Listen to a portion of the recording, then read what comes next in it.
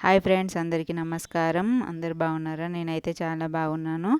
ఈ అష్టవ ఈరోజు వరాహ అమ్మవారి గురించి చెప్తున్నాను. ఈరోజు మంత్రం వచ్చేసి ఈ మంత్రాన్ని ఉదయం కానీ మధ్యాహ్నం కానీ రోజుకు ఒకసారి లేదా 2 సార్లు పాటించడం వల్ల మీ జీవితంలో అంతా మంచి జరుగుతుంది.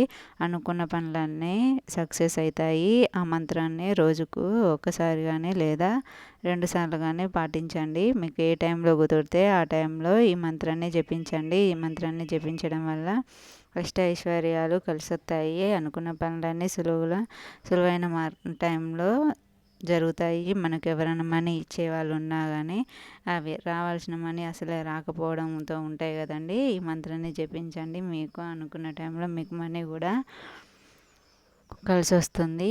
ఈ మంత్రాన్ని జపించండి. చదువుకునే ముందు కానీ స్కూల్ పిల్లలు కానీ అంటే ఉద్యోగులు కానీ ఎవరైనా సరే ఈ మంత్రాన్ని రోజుకు పాటించడం వల్ల మీ జీవితంలో అన్నీ మంచి జరుగుతాయి.